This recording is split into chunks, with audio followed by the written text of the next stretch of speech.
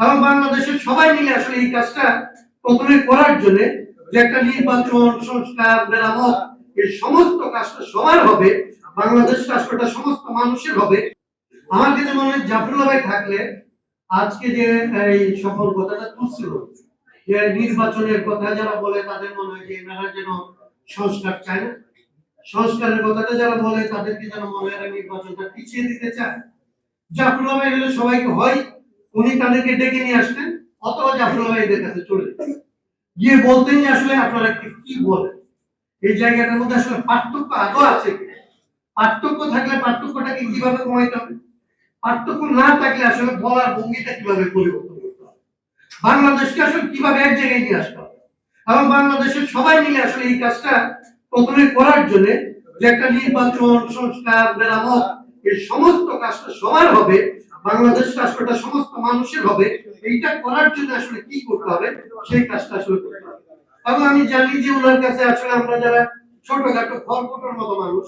যারা বিন্দু পরিমাণ মানুষ, তাদেরকে উনি মনে করতেন যে তাদেরকে টেনে নিয়ে বোধহয় বড় কাজ করে ফেলাবে। এবং আমার ধারণা যে আমি এটা দেখতে পাই এখানে যখন বসছিলাম জাফরুল্লাহ হয়তো আমার মতো একটা ছোট মানুষ বলতো এই চলে আসুন, এই উরফাত ভাইকে বলতে এই উরফাত চলে আসুন, এই নয়ন ভাইকে বলতে এই নয়ন আসুন, সাকিকে হয়তো বলতো আসো চলো এখন যাবো বিএনপি, চলো এখন ম্যাডামের কাছে যাও, এই চলো এখন ছাত্রদেরকে ডাকো, ওদেরকে নিয়ে আসো। এই কাজটা আসলে জাফরুল্লাহ ভাই করতেন, যেটা আসলে আজকে আমাদের মধ্যে এমন কোন একক ব্যক্তি নাই। আমি মনে করি যে জাফরুল্লাহ ভাইকে আমরা কাছে থেকে জানতাম, জাফরুল্লাহ ভাইয়ের সাথে আমরা যারা চলছি তাদের যদি আসলে জাফরুল্লাহ ভাইকে স্মরণ করতে হয় তাহলে এই কাজটা আজকে বাংলাদেশে করতে হবে। জাফরুল্লাহ ভাইকে স্মরণ করা মানে হচ্ছে একটা আমরা কেউ জাফরুল্লাহ ভাই হয়ে উঠতে পারবো, কিন্তু আমরা অনেকে মিলে জাফরুল্লাহ ভাই যেটা হইতে পারতেন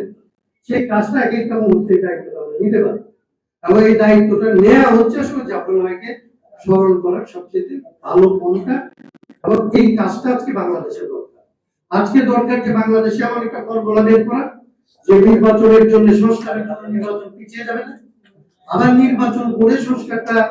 এই অবিশ্বাসের কোন জায়গা থাকবে না যে সংস্কার করার পরে আর নির্বাচিত হওয়ার পরে তারা করবেন কি করবেন না,